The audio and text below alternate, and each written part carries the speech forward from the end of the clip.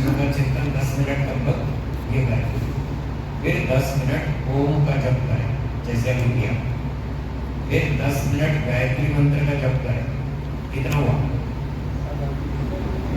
30 हो गया। 10 10 10 30 मिनट हो गया।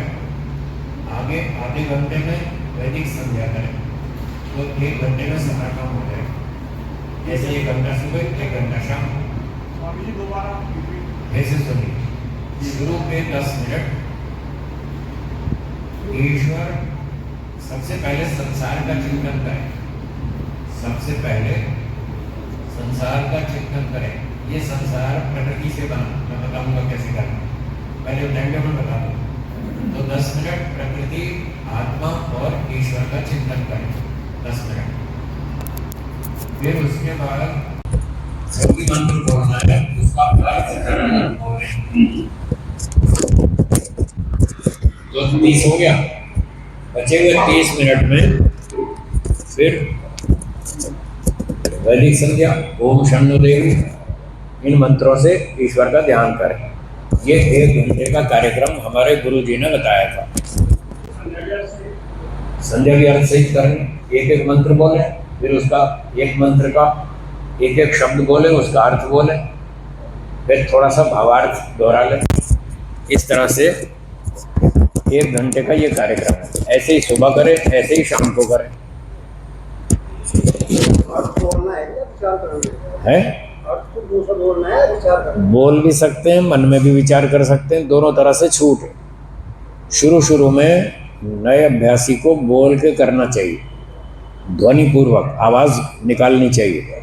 जब वो बोलेगा तो आवाज में उसका मन लगेगा, तो इधर उधर भटकने से बचेगा। इसलिए नए लोगों को बोल बोल के अभ्यास करना चाहिए। और 2-3 साल बोल बोल के कर लिया, फिर 2-3 साल के बाद फिर मन में करें, फिर मन में कर सकते हैं जी। क्या हो गया? पुस्तक पढ़ के? हाँ, तो पुस्तक पढ़ के करिए, कोई बात नहीं। पुस्तक पढ़ के करिए, 2-3-6 महीने ऐसा करिए। जिसको अर्थ याद नहीं है वो पुस्तक पढ़ के करे, 6 महीने में अपने आप याद हो जाएगा। बस रोज दोहराएंगे, याद हो जाएगा। फिर 6 महीने बाद आंख बंद करके करें, ऐसा करें। हाँ जी, और बोलिए, जिसको शंका पूछनी हो आइए। ये माइक है इस तरफ। नमस्ते।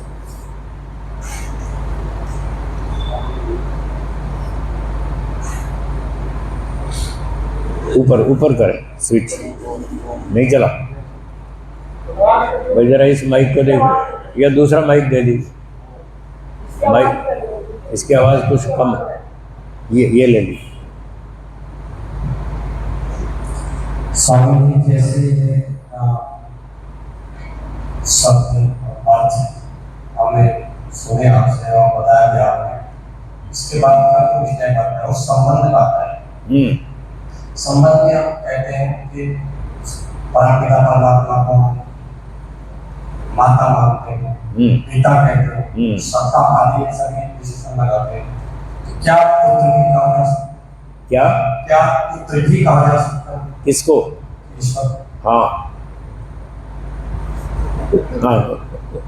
ऐसे वेद में लिखा है, सब पितु पिता असत, जो ईश्वर की रक्षा करता है, सच्चे ईश्वर का प्रचार करता है, लोगों को बताता है सच्चा ईश्वर ऐसे है, वो ईश्वर का रक्षक है या नहीं है ना?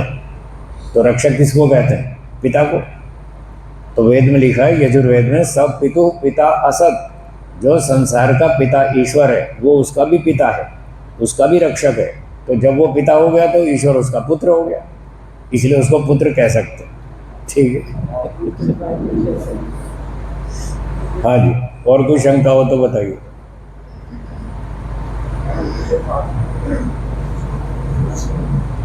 स्वामी जी, थोड़ा दूर रख। हाँ बोलिए।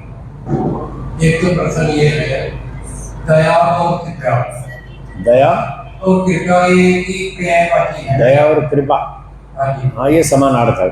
समान हो दिए। जी। एक ये है, जैसे हम ये प्रार्थना करें कि हाथ जोड़कर करनी चाहिए या बिना हाथ जोड़े? ईश्वर को हाथ जोड़ना ठीक नहीं है। ईश्वर को ऐसे हाथ नहीं जोड़ना चाहिए। ये हाथ जोड़ना मनुष्यों के लिए, ईश्वर के लिए नहीं, केवल मनुष्यों के लिए। केवल मनुष्य के लिए। न जड़ पदार्थों को हाथ जोड़ना, वो फोटो मूर्ति को हाथ नहीं जोड़ना, कुत्ते गधे को हाथ नहीं जोड़ना, ईश्वर को भी नहीं जोड़ना। हाँ, तो हाथ जोड़ झुकाए मस्तक, मस्तक की झुकाना। वो भी नहीं झुकाना, वो भी गलत है। हाथ जोड़ झुकाए मस्तक, ये दोनों गलत है। ईश्वर के लिए हाथ जोड़ने की जरूरत नहीं है और सर झुकाने की जरूरत नहीं है। सत्यार्थ प्रकाश का 11वां समोल्लास पढ़िए, वहां लिखा है तुम ईश्वर ईश्वर करते हो, ये बताओ ईश्वर एक जगह रहता है या सब जगह? उत्तर दिया सब जगह। तो महर्षि दयानंद जी ने कहा कि जब वो सब जगह रहता है तो उसको हाथ क्यों जोड़ते हो? क्या हाथ में ईश्वर नहीं है? सर क्यों नमाते हो उसको? क्या सर में ईश्वर नहीं है? तुम फूलों को मूर्ति पे क्यों चढ़ाते हो? क्या फूलों में ईश्वर नहीं है? तो इस तरह से उन्होंने खंडन किया, हाथ जोड़ने का भी खंडन किया और सर झुकाने का भी खंडन किया। तो किसी ने ये पंक्ति बना दी होगी, वो पौराणिक था, धीरे धीरे अपने पौराणिक संस्कारों से उसने ये पंक्ति बना दी। बाद में फिर कुछ बुद्धिमानों ने उसको ठीक कर दिया, हाथ जोड़ झुकाए मस्तक, फिर ये हटा दिया, प्रेम रस में तृप्त होकर ये जोड़ दिया। तो इसलिए ईश्वर को हाथ नहीं जोड़ना चाहिए। जी। एक लोग ये कहें कि भाई वानप्रस्थियों को तेल वस्त्र कहीं किसी दयानंद ने निकाली पहले पहनने की है। क्या क्या वानप्रस्थियों को पहले वस्त्र नहीं पहने की है, किसी दयानंद ने कहीं नहीं लिखा पहले वस्त्र पहने। पीले। जी। हाँ ठीक है। ये पहनने की तो क्या पहनना चाहिए? उनका क्या विचार है, क्या पहनना चाहिए? वैसे ही जैसे पहनने की। ऐसा ऋषिदान ने लिखा है? तो कोई बताओ, तो उनसे पूछो ना। भाई ऋषि दयानंद ने पीले तो नहीं लिखे, फिर कौन से लिखे वो बताओ। आप दिखा दो, वो पहन लेंगे, हमें क्या तकलीफ है। ये खंडन करना जानते हैं बस। इनको न तो वानप्रस्थ लेना, न पीले कपड़े पहनने, कुछ नहीं करना, दूसरे पे हमला करना। ऐसे नालायक लोग। तो ऐसे मूर्खों की बात मत सुनिए। ठीक है, महर्षि दयानंद जी ने कहीं नहीं लिखा, तो जो नहीं लिखा तो जो परंपरा चली आ रही है उसके हिसाब से चलो। यदि शब्द प्रमाण मिलता है तो ठीक है, उसका पालन करो। तो नहीं मिलता, जो पीछे से गुरु शिष्य परंपरा आ रही है, जो गुरु जी बताएं वो कर लो। तो मैंने किसी की बात नहीं मानते तो पाप हो गया। जो किसी ने दिखाई दे पहने हैं महर्षि दयानंद पाप हो गया, अगर किसी की बात में नहीं मानते। हाँ, और इनको पाप नहीं लगेगा जो घर में बैठे वानप्रस्थ नहीं ले रहे, इनको पाप नहीं लगेगा? तो फिर खुद तो पापी बने बैठे हैं और हमारा खंडन कर रहे हैं। ऐसे लोगों की बात पर ध्यान नहीं देना चाहिए। आपको जो गुरुजी ने बताया बस वो करो, खत्म बात। धन्यवाद। हाँ, और जिसको पूछना हो आइए।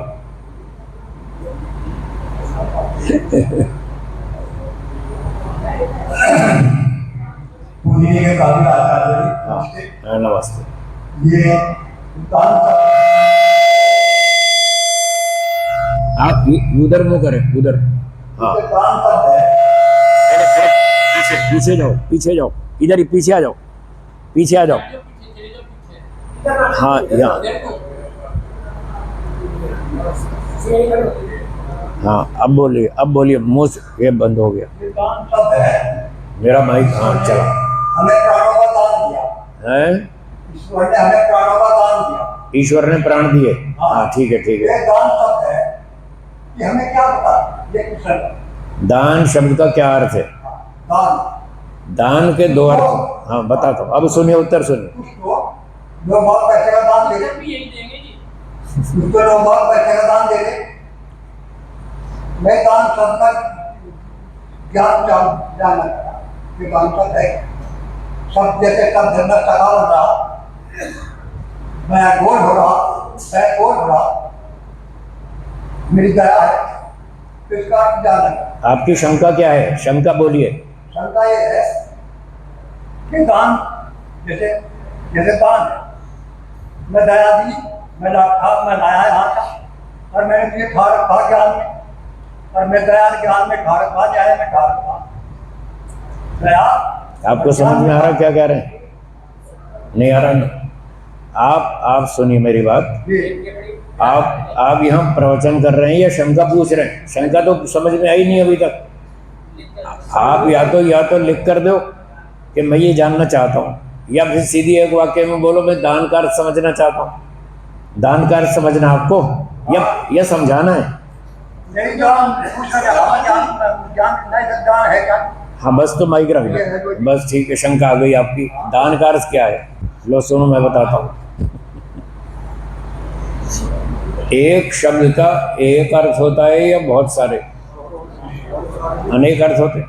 शब्दकोश डिक्शनरी में देखिए, एक शब्द के बहुत से अर्थ होते हैं। दान का जो अर्थ प्रचलित है, जैसे कल ये सुना रहे थे, वे फलाने ने 500 रुपये दान दिए, फलाने ने 1000 रुपये दान दिए, फलाने ने 1500 दान दिए, 2100 दान दिए। एक तो ये दान है, उसकी संपत्ति है, उसने संस्था को दे दी, आप यूज़ करो, इसका परोपकार में खर्च करो। एक तो ये दान का अर्थ है, ये तो प्रचलित है, ये तो पता है सबको, आपको भी स्वीकार है। हाँ हाँ नमस्ते। और दान शब्द का दूसरा अर्थ ये है, वस्तु उठा के दे देना। आपने बच्चे से कहा बेटा ये कटोरी मुझे दे दो, कटोरी वहाँ रखी थी, आपको कटोरी चाहिए कुछ खाने के लिए, तो आपने बच्चे से कहा बेटा मुझे कटोरी दे दो। ये दे दो बोला ना, दे दो, तो उसने उठा के आपको दे दी। इसका नाम भी दान है। दाना उठा के दे देना, दान का अर्थ है देना। वो देना कई तरह का है, एक तो वो कटोरी वहाँ से उठा के दे दी, और एक अपनी जेब में से पैसे दान दे दिए, तो दोनों अर्थ हैं इसके। अब कोई शंका है? ठीक है ना, चल धन्यवाद। हाँ जी आप बोलो। हाँ हाँ जी।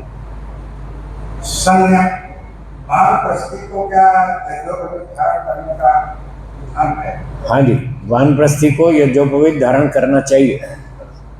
ब्रह्मचारी को, गृहस्थी को, वानप्रस्थी तीनों को यज्ञोपवीत धारण करना चाहिए। और चोटी शिखा वो भी रखनी चाहिए, तीनों के लिए विधान है। बाल घिस गए तो अलग बात है अगर सर के बाल हो तो चोटी रखनी चाहिए, अब सारे घिस गए तो क्या रखेंगे, कोई बात। देखिए दाढ़ी बाल रखने का विधान है पहाड़ों पे, जहाँ ठंड बहुत पड़ती है, जहाँ बहुत ठंड पड़ती है और नाई मिलता नहीं पहाड़ों पे और गुफाओं में, तो वहाँ बाल बढ़ा लो। और जहाँ नाई मिलता है और गर्म इलाका है, गर्मी खूब पड़ती है, तो फिर ऐसे बाल काट लो ताकि गर्मी ना बढ़े। बाल अधिक रखने से सिर में गर्मी बढ़ती है, ऐसा महर्षि दयानंद जी ने लिखा है। और गर्मी बढ़ने से बुद्धि कम हो जाती है, इसलिए लिखा है कि बाल कटवाते रहना चाहिए। ठीक है। सन्यासी को आगे जैसे हम जाके खाना भोजन बनाने का है, सन्यासी को, सन्यासी हाँ क्या, जैसे हवन यज्ञ करना, हवन यज्ञ करना और भोजन बनाना।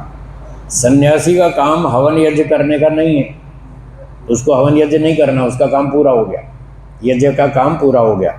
3 आश्रम वालों को यज्ञ करना है, ब्रह्मचारी को, गृहस्थी को, वानप्रस्थी को। जब सन्यास में प्रवेश करेगा तो उसका काम घूमने का है, प्रचार करना। अब कहाँ सामान उठा उठा के घूमेगा वो, इसलिए उसका काम पूरा हो गया, अब उसको हवन नहीं करना। और भोजन बनाना उसका काम नहीं है, वो तो बना बनाया भोजन खाएगा, प्रचार करेगा। भोजन बनाने में लग गया तो सारा दिन तो उसी में निकल जाएगा। सुबह नाश्ता बनाओ, फिर बर्तन धो, फिर लंच बनाओ, फिर बर्तन धो, फिर रात का खाना बनाओ, फिर बर्तन धो, सारा दिन तो उसी में निकल जाएगा। प्रचार कब करेगा? इसलिए उसको अपना, जो घूमने वाला सन्यासी है, उसको अपना भोजन नहीं बनाना, उसको बना बनाए भोजन खाना है। भिक्षाम देही, जो मिल जाए खा लो चुपचाप, ऐसा। शांति पाठ में स्वामी जी सबसे लास्ट में शांति शांति शांति 3 बार आता है। हाँ जी। जब सारा शांति पाठ में पृथ्वी शांति जो सब कुछ ठीक है, तो 3 बार शांति पाठ क्यों, क्या इसका 3 बार जो शांति पाठ अंत में बोलते हैं, वो 3 दुखों से शांति मिले, 3 दुख हमारे दूर हो जाएं, आध्यात्मिक दुख, आदि भौतिक दुख, आदि दैविक दुख। तो 3 तरह के दुखों से छूटने की प्रार्थना है, इसलिए 3 बार शांति शांति शांति बोलते हैं। धन्यवाद। आइए, जिसको पूछना हो। हाँ आइए। स्वामी जी, मन और चित्त ये दोनों अलग अलग हैं या एक ही? मन और चित्त एक ही वस्तु है, एक ही वस्तु है। इसके दो नाम हैं, मन और चित्त। जब इस वस्तु से हम विचार करते हैं, चिंतन करते हैं, मनन करते हैं, ये काम अच्छा है या बुरा, करूं या न करूं, फ़ायदा होगा या नुकसान होगा, जब हम इस तरह से विचार करते हैं तो इसका नाम होता है मन। और जब संस्कारों को इसमें जमा करते हैं, कोई घटना देखी, उसका संस्कार बना, मन के अंदर जमा हो गया, जब वो संस्कार स्टोर हो जाता है तब इसको चित्त कहते हैं। और इसी चित्त से फिर वो स्मृति उत्पन्न होती है। तो जब स्मृतियाँ उत्पन्न होंगी तब इसका नाम चित्त, और जब विचार करेंगे तो इसका नाम मन। ऐसा। और मस्तिष्क वो अलग चीज़, वो अलग। ये स्थूल शरीर का भाग है मस्तिष्क, मन सूक्ष्म शरीर का भाग है, दोनों अलग अलग है। मस्तिष्क अलग है, मन अलग है जी। एक और स्वामी जी, वांग में अस्फुटन में तो एक बार लगाते हैं, दो बार लगाते हैं, इसमें उसी कौन सा है? जैसे नसोर में प्राण वस्तु है, ऐसी दो तरफ लगाते हैं, तो यहाँ पर भी एक रूपता के लिए दो तरफ लगाना चाहिए। ओम वाक वाक, ओम प्राण प्राण, ओम चक्षु चक्षु, तो एक रूपता बनी रहे ना। प्रत्येक मंत्र में दो तरफ क्रिया करनी है तो एक रूपता बनी रहेगी, तो इसलिए दो तरफ ऐसे छूना चाहिए जी। ये कहेगी वो एक ही है, बाकी सब तो है। मैंने बताया ना, एक रूपता बनाने के लिए ऐसा किया गया जी। नमस्ते। जैसे आप बता रहे थे कि ध्यान के समय मंत्र बताया आपने, हाँ जी, क्या केवल ओम नाम का ही जप सही नहीं है? वो भी ठीक है, केवल ओम बोलिए, फिर उसका अर्थ बोलिएगा। अर्थ जरूर बोले। अर्थ क्या है? जैसे आपने केवल ओम बोला, ओ,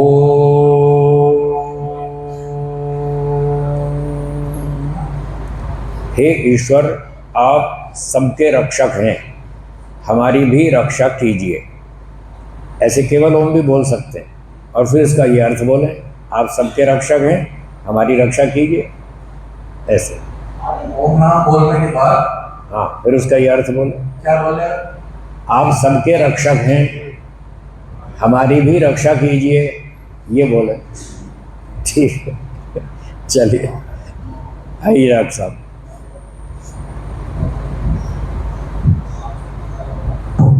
हाँ ये ठीक है, ये ठीक श्रद्धेय है जी।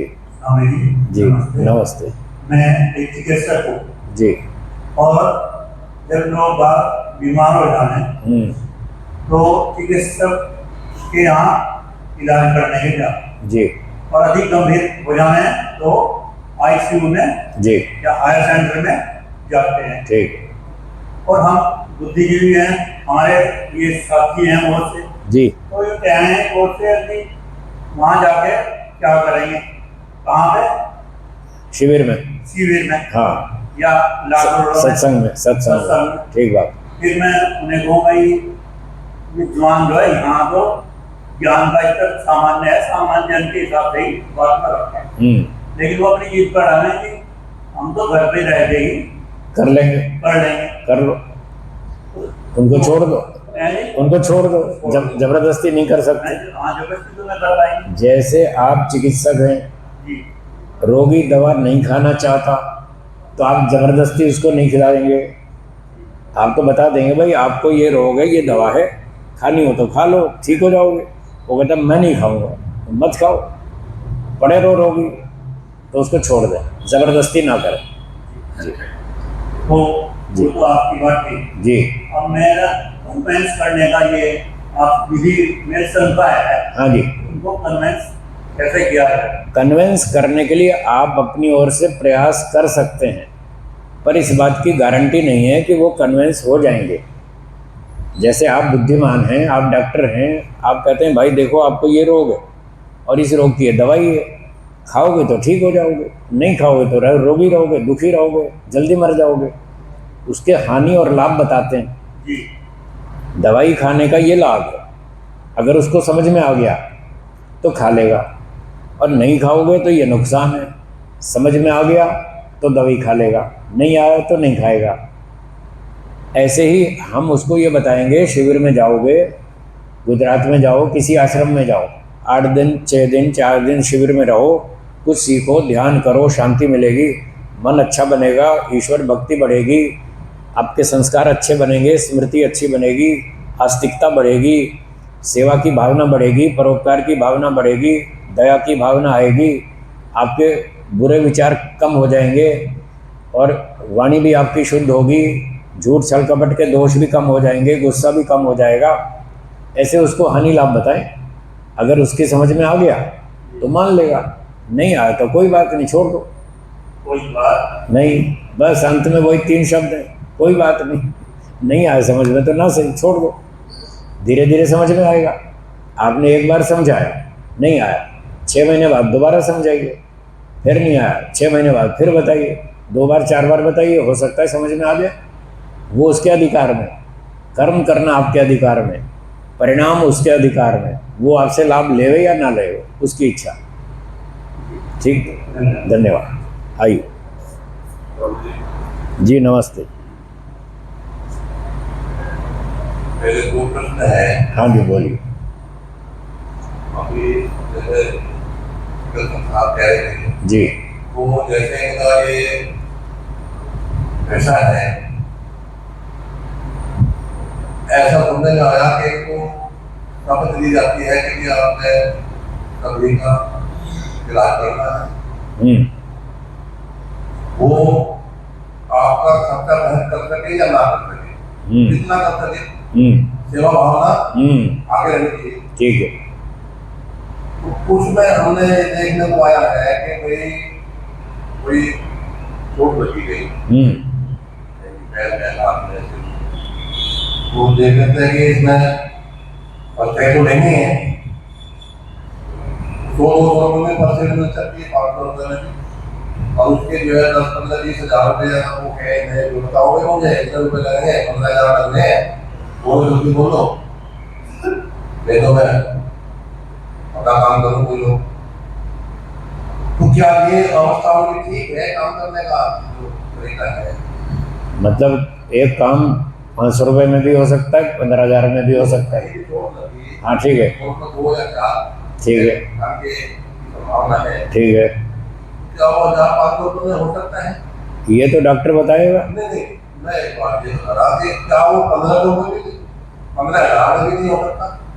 उसमें भी जो है ऐसी मजबूरी को डाल देंगे, ऐसा हरासमेंट करेंगे, तो क्योंकि उसकी मजबूरी है, ट्रीटमेंट लेगा, फर्स्ट एड लेगी, मजबूरी है।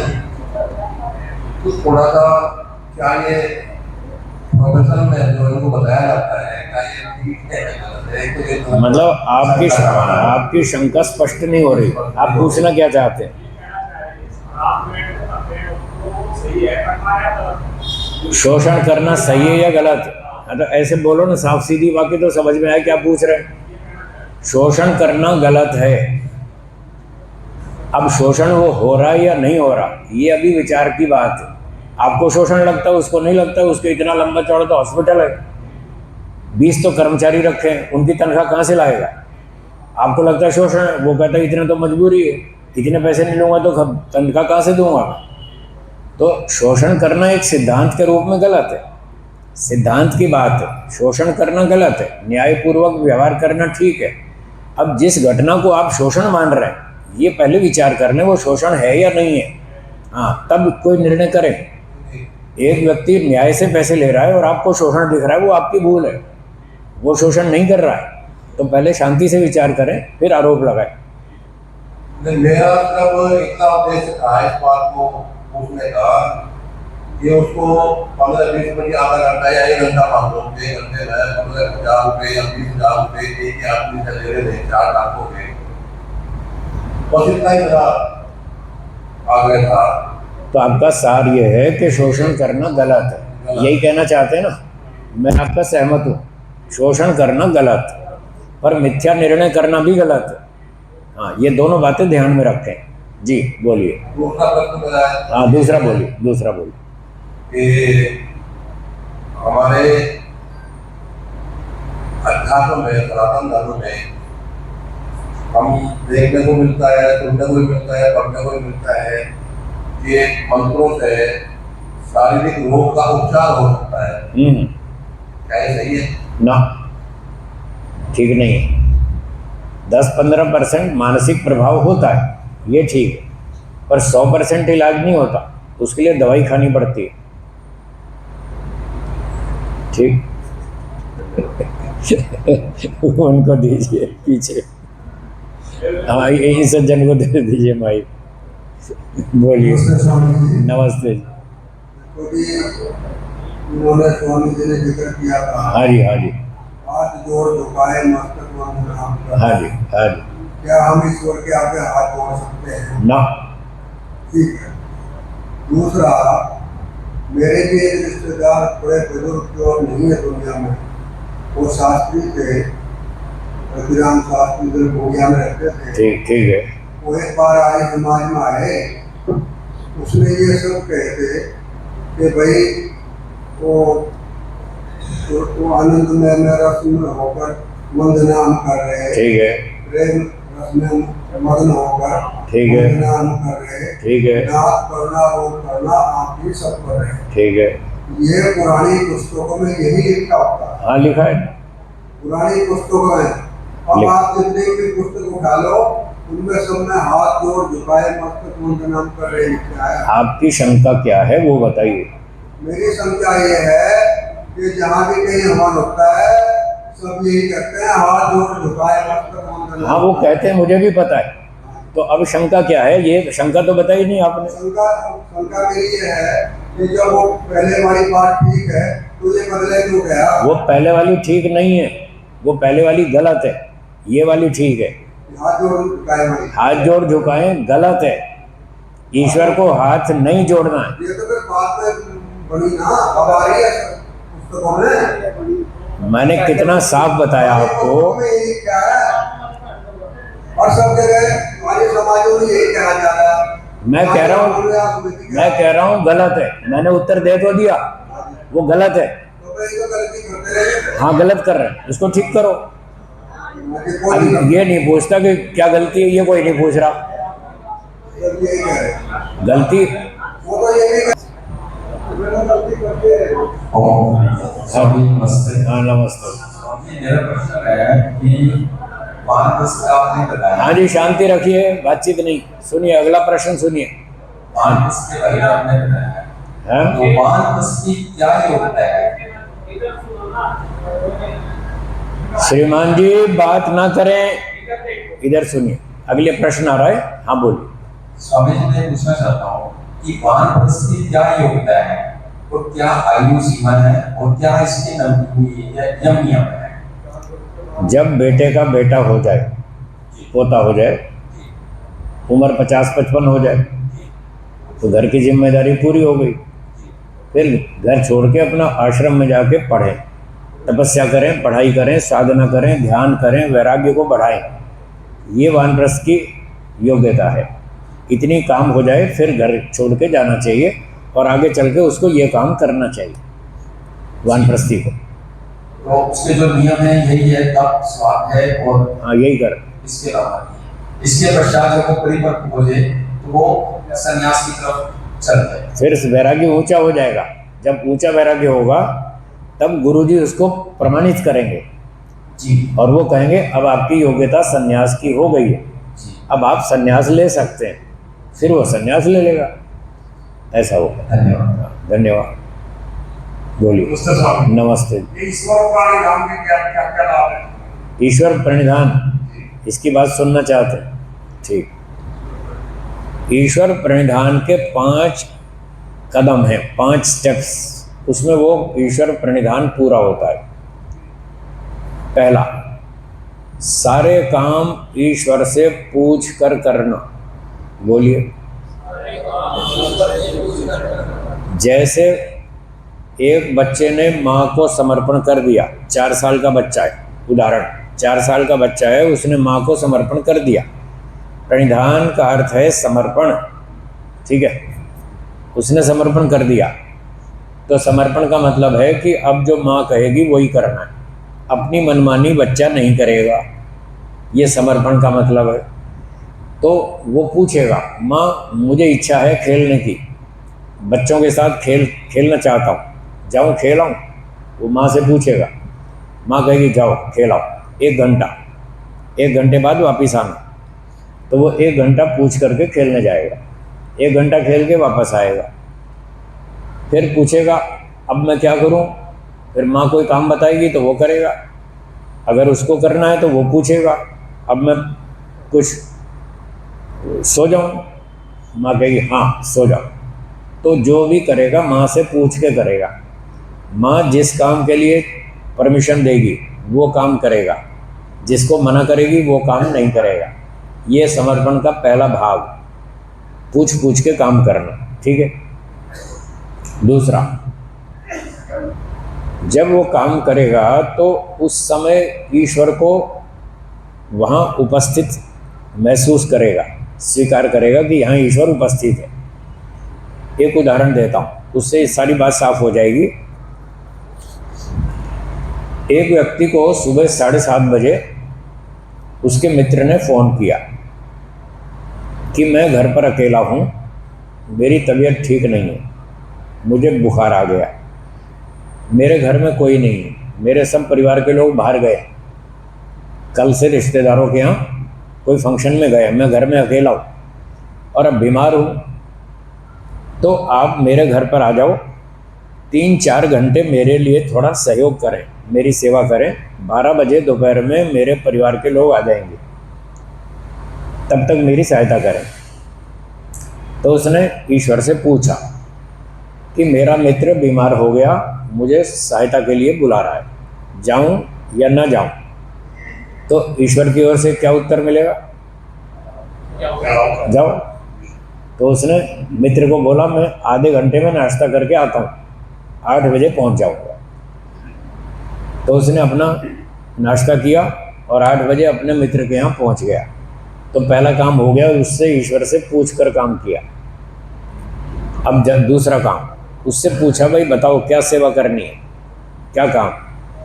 उसने कहा एक तो थोड़ी मेरे लिए खिचड़ी बना दो रसोई में, एक घर में गंदा मिट्टी बहुत हो रही है, थोड़ा झाड़ू पोछा करना है, तीसरा काम मेरे कपड़े बहुत मैले हो रहे हैं, कपड़े भी धोने, और चौथा काम डॉक्टर साहब से दवाई लानी है।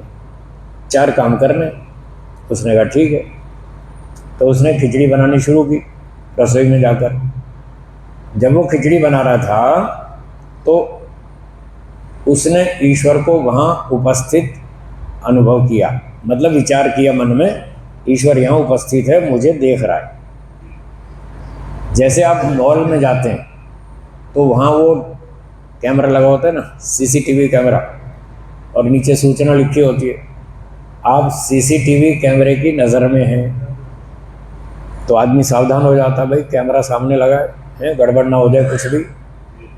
तो वो जो भी काम करता है उसके दिमाग में रहता है कैमरा मेरे ऊपर है। तो इसी तरह से काम करते समय ईश्वर का कैमरा हमारे ऊपर लगा हुआ है, ऐसा महसूस करना। ईश्वर हमको चारों ओर से देखता है, वो कैमरा तो एक तरफ से देखता है, ईश्वर तो सब जगह है, वो चारों तरफ से देखता है। तो खिचड़ी बनाते समय, झाड़ू पोछा करते समय, कपड़ा धोते समय ये महसूस करना कि ईश्वर मुझे चारों ओर से देख रहा है, ये समर्पण का दूसरा स्टेप, ठीक है। तीसरा, अब जब वो काम कर रहा है, खिचड़ी बना रहा है, कपड़े धो रहा है, तो उसमें मेहनत भी लग रही है, समय भी लग रहा है, बुद्धि भी लग रही है, शक्ति भी लग रही है। अभी दवाई लेने जाएगा डॉक्टर साहब से तो स्कूटर में जाएगा, पेट्रोल भी जलेगा, पैसा भी खर्च होगा। तो इस सेवा कार्य में उसका धन, बल, विद्या, बुद्धि, शरीर, संपत्ति, समय सब कुछ खर्च हो रहा है। इन चीज़ों को खर्च करते समय वो ये मानता है कि ये ईश्वर की दी हुई वस्तुएं हैं जो मैं सेवा में खर्च कर रहा हूँ, मेरी नहीं है। ऐसा मानना, मेरी नहीं है, भगवान की दी हुई है, अच्छे काम के लिए हैं, अब मैं अच्छा काम कर रहा हूँ, सेवा कर रहा हूँ, तो ये ईश्वर की दी हुई वस्तुओं का प्रयोग कर रहा हूँ। ये तीसरा स्टेप, ऐसा मानना। चौथा, मेरा पैसा नहीं, पैसा ईश्वर का दिया हुआ है। मैं पैसा बना नहीं सकता, मैं शरीर बना नहीं सकता। जिन चीज़ों से ये पैसा कमाया, शरीर, मन, बुद्धि, इंद्रियां, विद्या, जिन चीज़ों का मैं सेवा में खर्च कर रहा हूँ वो मेरी नहीं है। ना मैं इनको बना सकता हूँ, ना मेंटेन कर सकता हूँ, तो ये मेरी चीज़ें नहीं है। मुझे ईश्वर ने काम चलाऊ दी है, मैं उससे अपना भी लाभ ले रहा हूँ, दूसरे का भी कर रहा हूँ, इसी काम के लिए दिए। तो ऐसा समझ करके काम करना, उसको ईश्वर का मानना, ये तीसरा स्टेप। चौथा स्टेप, जब उसने 12 बजे तक सारे काम पूरे कर दिए, खिचड़ी भी बना दी, कपड़े भी धो दिए, झाड़ू पोछा भी कर दिया और डॉक्टर साहब से दवाई भी ले आया, सारे काम पूरे हो गए। अब 12 बज गए, उसके परिवार के लोग घर आ गए, तो उस रोगी मित्र ने कहा, अच्छा जी आपको बहुत बहुत धन्यवाद, अब आप जा सकते हैं, अब मेरा काम हो जाएगा। तो काम पूरा हो गया। जब ये सेवा कार्य पूरा हो जाए तो चौथा स्टेप ये है, ईश्वर को धन्यवाद देना। हे ईश्वर, आपकी कृपा से, आपके दिए सामर्थ्य से, आपकी दी हुई विद्या, बल, धन, बुद्धि से ये सब काम ठीक ठाक संपन्न हो गया। इसके लिए मैं आपको धन्यवाद देता हूँ, आभार व्यक्त करता हूँ। ये चौथा स्टेप, ठीक है। और पांचवें नंबर पर ये ईश्वर से कहना है। मैंने सकाम और निष्काम कर्म की परिभाषा बताई थी है जी, बताई थी ना। तो निष्काम कर्म करने का मतलब ये था कि मुझे मोक्ष चाहिए और कुछ नहीं चाहिए। तो 5वें स्टेप पर हमको ईश्वर से ये कहना है कि मैंने जो सेवा की, मुझे इसके बदले में कोई सांसारिक सुख, धन, सम्मान, संपत्ति नहीं चाहिए, मुझे तो मोक्ष चाहिए। बस आप मुझे मोक्ष दे दीजिएगा, इतना ही मेरा आपसे निवेदन है। ये 5वां स्टेप पूरा हो गया। इसका नाम है ईश्वर समर्पण, ईश्वर प्रणिधान। ठीक है, धन्यवाद।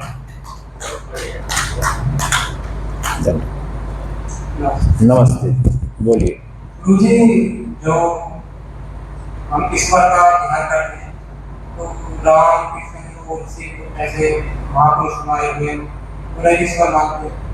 तो ईश्वर का लिखना ओम है, ओम का ध्यान करने के लिए, या उन महापुरुषों का भी ध्यान कर सकते हैं? महापुरुषों का नहीं, महापुरुष अच्छे थे, उन्होंने ईश्वर का ध्यान किया।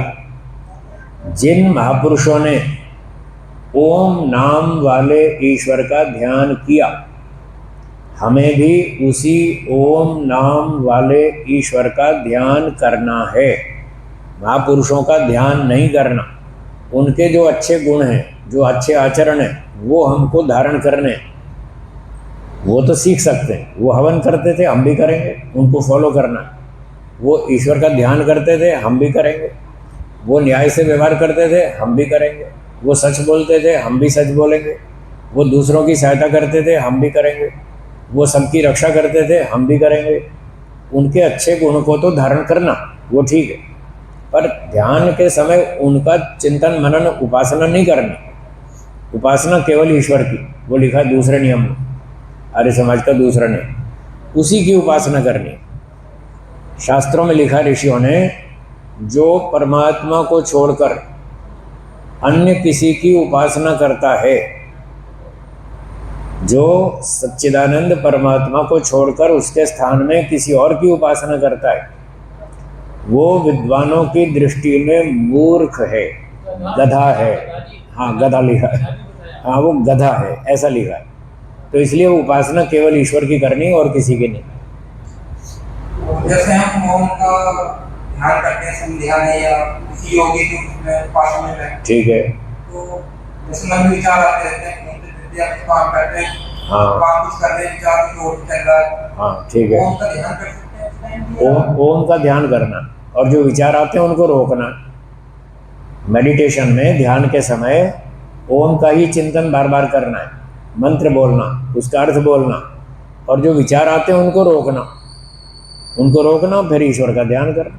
ऐसे वो तो ध्यान में बैठ के हो गया, तो फ्री टाइम में काम के बीच में बैठे हैं, चलते फिरते उस टाइम पे हम ओम का ध्यान कर लो, कोई बात नहीं। वो काम भी करते रहो, बीच बीच में ओम का भी याद रखो कि ओम हमको देख रहा है, ईश्वर हमको देख रहा है, चारों तरफ से देख रहा है, जो अभी बताया था प्रणिधान में बताया था ना, ईश्वर हमको देख रहा है। ये तो हर समय ध्यान में रखें। और 1 मिनट आप फुर्सत में 1 मिनट खाली टाइम कुछ नहीं कर रहे तो आंख बंद करके ईश्वर का विचार भी कर ले। हे ईश्वर, मैं आपका पुत्र हूँ, आप मेरे रक्षक हैं, मैं आपकी प्रजा हूँ, आप मेरे राजा हैं, मुझे बल विद्या बुद्धि सामर्थ्य दीजिए, मैं अच्छा काम करूँ, बुरा काम ना करूँ।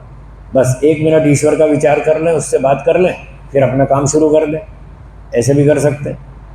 ओम का ध्यान करने के लिए ओम का ऐसे ही नॉर्मली ध्यान कर सकते हैं, जैसे हम कभी भी शुरू कर सकते हैं, कभी भी कर गुरु से किसी दीक्षा लेके, मतलब उससे जैसे नाम कभी भी कर सकते हैं, अपने आप चलते फिरते भी कर सकते हैं, सैर करते हुए भी कर सकते हैं। मन में गायत्री मंत्र बोलते रहो, सैर करते रहो, ईश्वर का चिंतन करते रहो, सैर करते रहो, कपड़ा धोते रहो, व्यायाम करते रहो, ईश्वर का चिंतन करते रहो। बहुत अच्छी बात। ओम का ध्यान करने के लिए पहले सीखना चाहिए, पहले सीखना चाहिए कैसे करना। गुरु की ज़रूरत है। आपने अंग्रेज़ी पढ़ी, कॉमर्स पढ़ी, इकोनॉमिक्स पढ़ी, साइंस पढ़ी, हिंदी पढ़ी, अपने आप पढ़ी या गुरु से पढ़ी? तो फिर ये क्यों नहीं गुरु, यहाँ गुरु क्यों नहीं चाहिए? हर सब्जेक्ट में गुरु चाहिए, ये भी एक सब्जेक्ट है, इसके लिए भी गुरु चाहिए। वो जैसा सिखाए वैसा सीखो, जैसा बताए ऐसा करो।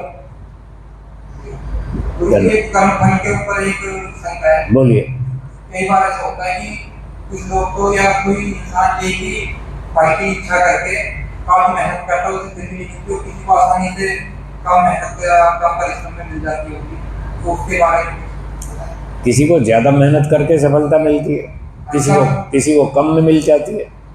तो कभी कभी तो तुक्का लग जाता है। जैसे आप बस स्टॉप पर गए, कभी कभी तो जाते ही तो तत्काल बस मिल जाती, तो कभी 1 घंटा प्रतीक्षा करनी पड़ती। वो संयोग की बात, कभी कभी ऐसा होता है। वो किस्मत नहीं, वो किस्मत नहीं है, वो तुक्के की बात है। इसको बोलते हैं तुक्का। चालू भाषा में क्या बोलते हैं? तुक्का लग जाता है। तो किसी का जल्दी नंबर लग गया, किसी का देर में, ये तुक्का है। शास्त्र की भाषा में इसको संयोग कहते हैं, चालू भाषा में तुक्का। तो कभी कभी तुक्का लग जाता है, उसका पिछली किस्मत से कोई मतलब नहीं, कोई लेना देना नहीं। और दूसरी बात, लोगों की योग्यता भी अलग अलग होती है। जिसकी योग्यता अधिक है उसको जल्दी काम मिल जाएगा, जिसकी योग्यता कम है उसको देर में मिलेगा, उसको और ज़्यादा मेहनत करनी पड़ेगी, अपनी योग्यता बढ़ानी पड़ेगी। जब उसकी योग्यता बढ़ जाएगी, 1-2 साल मेहनत करके, फिर उसको भी काम मिल जाएगा। तो ऐसी बात है। धन्यवाद जी। जी नमस्ते।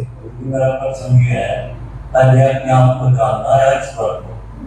पहले अपने आप को जानना या ईश्वर को? इसका उत्तर है पहले अपने आप को जानना है, बाद में ईश्वर को। जो सरल काम होता है पहले उसको करते हैं और कठिन काम को बाद में करते हैं। पहले आप प्राइमरी स्कूल पढ़ते हैं, फिर मिडिल स्कूल पढ़ते हैं, फिर हाई स्कूल पढ़ते हैं, फिर कॉलेज में जाते हैं। हाँ या ना? तो पहले सरल पाठ्यक्रम पढ़ा जाता है, बाद में कठिन।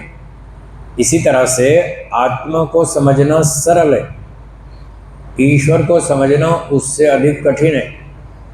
तो पहले सरल काम होगा, इसलिए पहले आत्मा को समझेंगे, फिर ईश्वर को समझेंगे। ऐसे हो। हाँ जी बोलिए। नमस्ते। ये माइक ले लीजिए। हाँ बोलिए।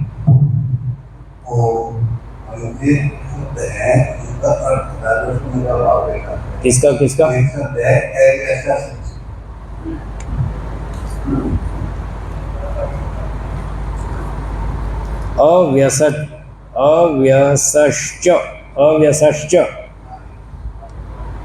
अव्यसश्च का अर्थ है एक देशी।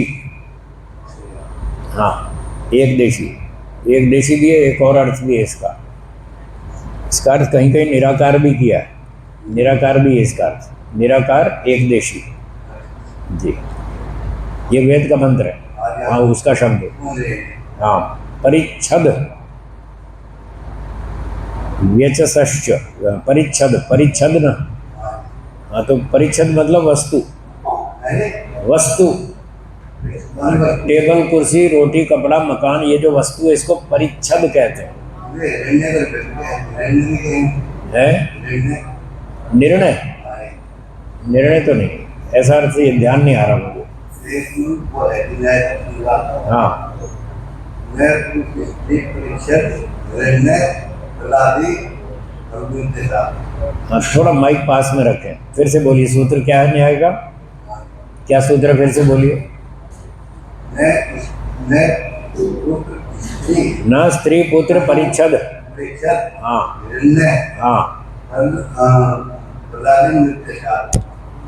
आखिरी शब्द नहीं सुनाई दिया। परिच्छद के बाद आगे क्या है? माइक पास में रखिए। उसके बाद प्रतिशत के बाद में है प्रतिशत रहने हिरण्य, आगे उसका क्या है अनादि और नृत्य साथ। आपको सुनाई दिया क्या कह रहे हैं? अनादि अनादि अनादि नहीं है, आदि आदि मैं दिखा दूँ अभी आदि शब्द है, अनादि नहीं है। गलत बोल रहे हैं आप, नहीं आदि शब्द है। लाओ लाओ लाओ, किताब लाओ। हाँ जी बोलिए जी। आप बोलते थे थोड़ा माइक पास में रखिए। मेरी परीक्षा न लेना, है जी, मतलब मेरी परीक्षा न देना। अच्छा तो हमें जिस चीज का मालूम है हाँ, तो हम उस चीज को नहीं पूछना चाहिए। परीक्षा का तो यही मतलब किया आपको मालूम है जो आपको पता है वो क्यों पूछ रहे हैं? सबका सब वो क्यों पूछना चाहते हैं? क्या हमारा अधिकार है पूछने का या नहीं है? ना, पूछने का जो कार्यक्रम है, जो शंका होती है ना, हाँ, शंका का मतलब है मुझे समझ में नहीं आया, मैं जानना चाहता हूँ। तो जो आप पहले से जानते हो उसको क्यों पूछ रहे हैं? ठीक है, ठीक है। मान लिया मैं आप किसी से ज्ञान प्राप्त कर लिया, हाँ या पुस्तक से पढ़ लिया, हाँ, या वेदों से पढ़ लिया, ठीक है ठीक है, ठीक है, मेरे को आ गया। आ गया। मान लिया एक प्रकार का सोना है, जब तक सोने को मैं लेकर सुधार की दुकान पर नहीं जाऊंगा, सुनार उसको क्या करेगा? शुद्धता के लिए रगड़ेगा, घिसके, ठीक है। काट के, ठीक है, मतलब अपने चारों तरफ से उसके परीक्षण करेगा।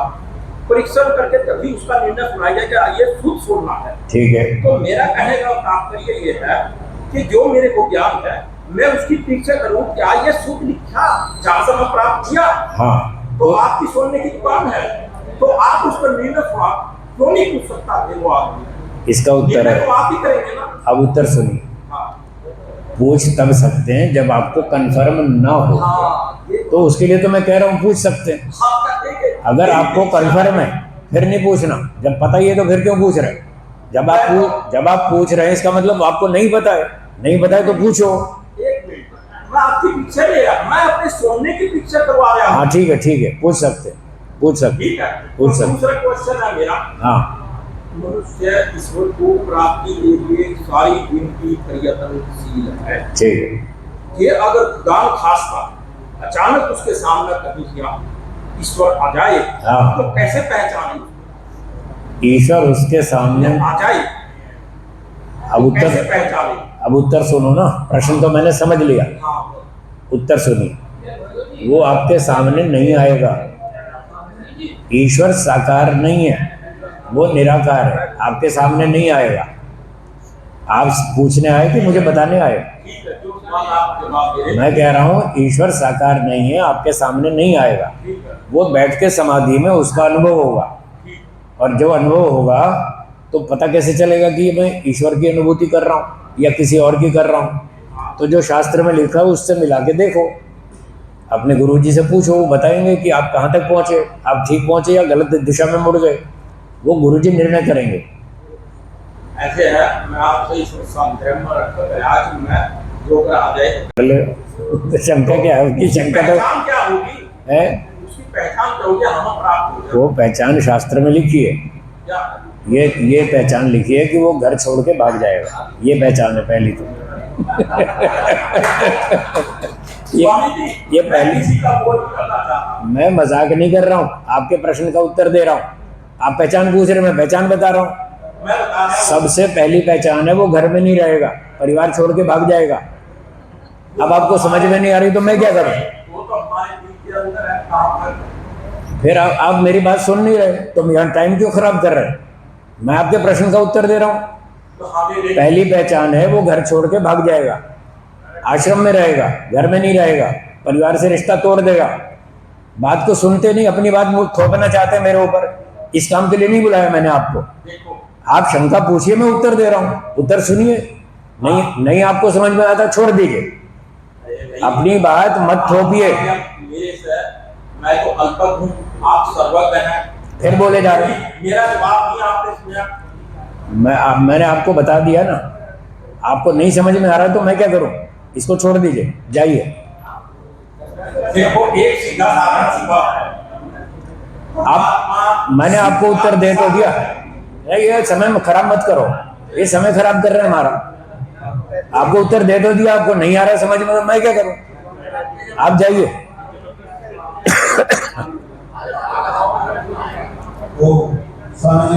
एक मिनट ठहरिए, पहले इनका नंबर, ये इनका चल रहा है।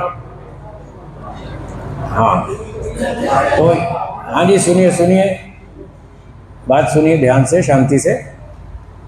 आप कह रहे थे अनादि। अनादि नहीं है, ये अन्न आदि है। हाँ तो फिर आप गलत बोल रहे हैं, यही तो मैं कह रहा था। तो अन्न आदि लिखा है, तो अब शंका क्या है? इसका अर्थ, हाँ अर्थ सुनिए, इसका अर्थ सुनिए। ये कह रहे हैं, पूर्व पक्षी का सूत्र है। पूर्व पक्षी कह रहा है कि ये पुत्र, पशु, स्त्री, परिच्छद, ये टेबल कुर्सी, परिच्छद मतलब टेबल कुर्सी। इधर सुनिए, अपने आप बीच में नहीं, यहाँ सुनिए बैठे। टेबल कुर्सी सामान जो भी है कमरे में वो है परिच्छद, और सोना चांदी घर की संपत्ति वो सारा परिच्छद है। और हिरण्य सोना, अन्न आदि खाना पीना आदि फल निर्देशात, तो ये भी ये फल बताया है। आप तो सुख दुख को बता रहे हैं फल। सिद्धांती ने कहा जो कर्मों का फल है वो सुख दुख है। तो पूर्व पक्षी कह रहा है नहीं सुख दुख नहीं है। शास्त्रों में तो लिखा है जो उसको पुत्र मिलता है, पशु मिलते हैं, जमीन मकान आदि, सोना चांदी घर परिवार की संपत्ति, इसका नाम फल है। ये पूर्व पक्षी ने कहा। तो सिद्धांती ने कहा कि ये भी फल है, पर ये अंतिम फल नहीं है। अंतिम फल तो सुख दुख है। ये सारे उस सुख दुख का साधन है। इसलिए कहा तत्संबंधाद फल निष्पत्ते तेषु फलवद उपचार। इनसे सुख दुख फल की प्राप्ति होती है, इसलिए इसको फल के समान गौण रूप से फल कह देते हैं। ये वास्तविक फल नहीं है, अंतिम फल तो सुख और दुख है। ये बात ठीक है, समझ में आ गया?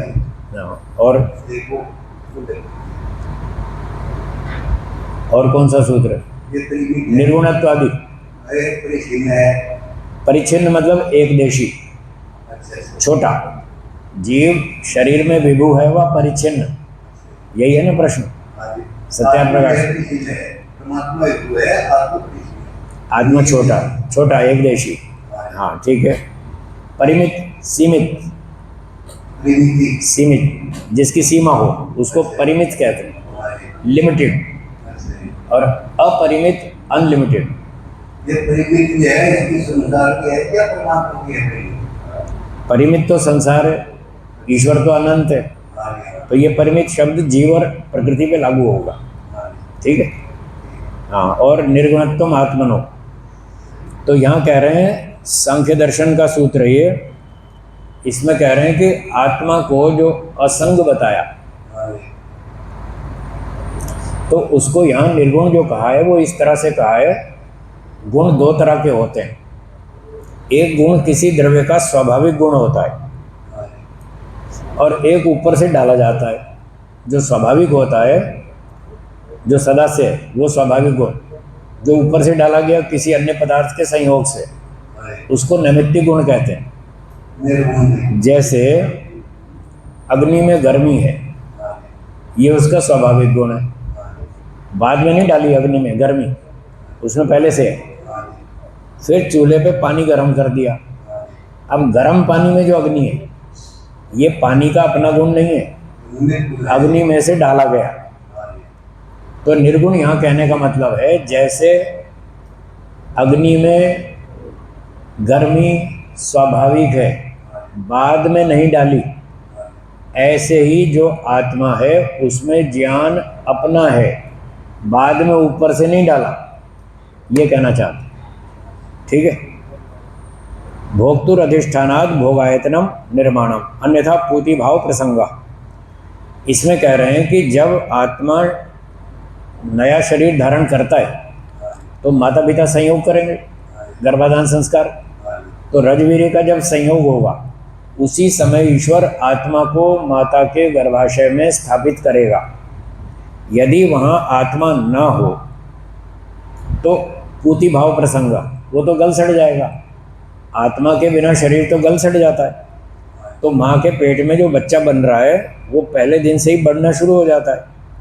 तो जब गर्भ स्थापन होता है उस समय ही ईश्वर पहले दिन ही आत्मा को वहाँ भेजता है। यदि ना भेजेगा तो वो विकास नहीं होगा, गल सड़ जाएगा। ये इसका अर्थ है। एक तो दिन में जब संयोग होगा तब विकास में जब संयोग होगा तब भेजेगा। पहले दिन जब माता पिता ने संयोग किया, गर्भ स्थापन किया, उसी समय आत्मा को ईश्वर भेजेगा, नहीं तो उसका विकास नहीं होगा। बिना आत्मा के तो मरा हुआ है और वैसे भी गल सड़ जाएगा। ठीक है। न सद्य कालांतरोपभोग्यत्वात्, तो कर्मों का फल सिर्फ तत्काल नहीं मिलता, तत्काल भी मिलता है, कुछ देर बाद भी मिलता है और अगले जन्म में भी मिलता है। कई तरह से मिलता है कर्मों का फल। वो भी चलता है कर्मों का फल ऐसे कौन से जन्म में मिलेगा, कौन से जन्म में मिलेगा, ये तो भगवान निर्णय करेगा किस कर्म का फल अब देना, किसका अगले जन्म में, किसी का 20वें जन्म में, किसका 50वें जन्म में, किसका मोक्ष में, ये ईश्वर निर्णय करेगा। ये हमारा अधिकार नहीं।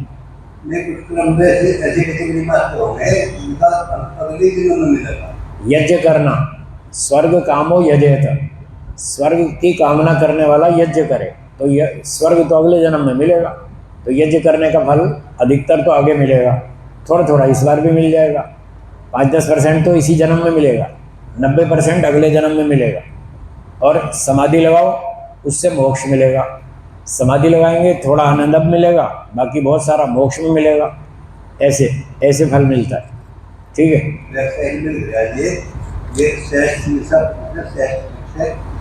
सहस्र शीर्षा पुरुष, इसका अर्थ पूछना है। सहस्र शीर्षा पुरुष का अर्थ है जो परमात्मा, उसका नाम है सहस्र शीर्षा। इसका अर्थ है गाय घोड़े पशु पक्षी मनुष्यों के असंख्य सिर जिसमें रहते हैं वो सहस्र शीर्षा पुरुष ईश्वर है। ईश्वर के हजारों असंख्य सिर नहीं है, सिर तो प्राणियों के हैं। प्राणियों के असंख्य सिर जिसमें निवास करते हैं वो सहस्र शीर्षा पुरुष है। प्राणियों की असंख्य आँखें जिसमें हैं वो ईश्वर है। प्राणियों के असंख्य पांव जिसमें रहते हैं वो ईश्वर है। ये इसका अर्थ है। ठीक है। और एक आगे है अग्निर्मूर्धा चक्षुषी चंद्र सूर्यो दिशा श्रोत्रा वाग विवृताश्च वेदा। तो इसमें अलंकारिक वर्णन है। अग्नि जिसका मूर्धा है, मूर्धा इसको कहते हैं, ये गर्दन से ऊपर का भाग। अग्नि जिसका मुख है। चक्षुषी चंद्र सूर्यो, सूर्य और चंद्रमा जिसके नेत्रों के समान हैं। हमारी 2 आँखें, भगवान की भी 2 आँखें, सूर्य और चंद्रमा ये उसकी 2 आँखें। और दिशा श्रोत्रम, जो दिशाएं हैं वो कान के समान है ईश्वर के। ये ईश्वर का वाग विवृताश्च वेदा, जो विस्तृत 4 वेद हैं वो उसकी वाणी है। ये ईश्वर का अलंकारिक वर्णन है ईश्वर के शरीर का। ईश्वर शरीर धारण नहीं करता, समझाने के लिए बता रहे। जैसे मनुष्य की आँख छोटी छोटी, ईश्वर की इतनी बड़ी बड़ी, ईश्वर की शक्ति बहुत अधिक है। ये समझाने के लिए अलंकारिक वर्णन। ठीक। मंदिर में पुराने आदमी जो है पुस्तक रखे हैं, उसमें उन्हें ये दो मंत्र दिखा रहे हैं, उसको नहीं समझा सकते, तो उन्हें कैसे समझाएं? नहीं समझा सकते, वो समझना ही नहीं चाहता, उसको नहीं पढ़ा सकते। जो खाना नहीं चाहता उसको आप नहीं खिला सकते, वो नहीं समझना चाहता, उसको छोड़ दो, वो खाम का झगड़ा करेगा, आपका दिमाग खराब करेगा और अपना भी। प्लीज। धन्यवाद। हाँ जी,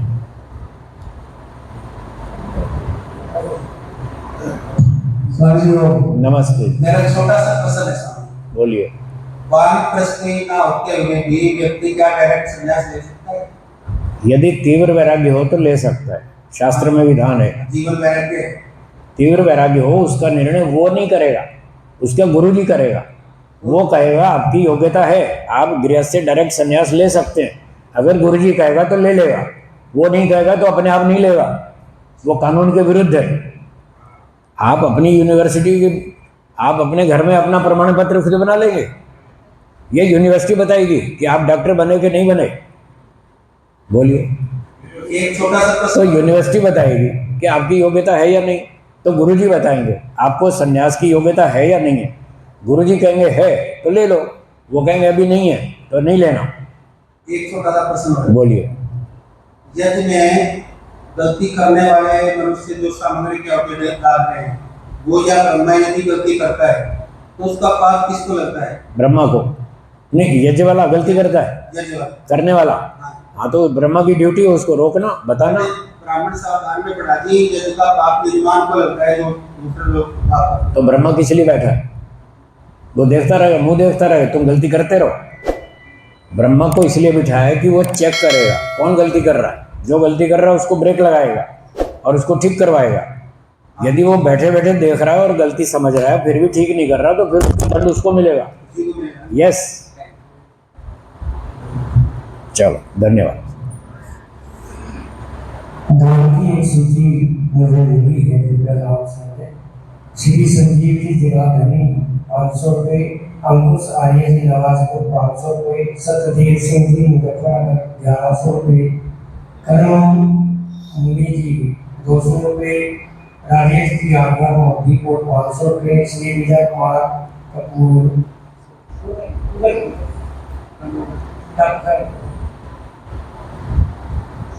अपने आनंद मुनि जी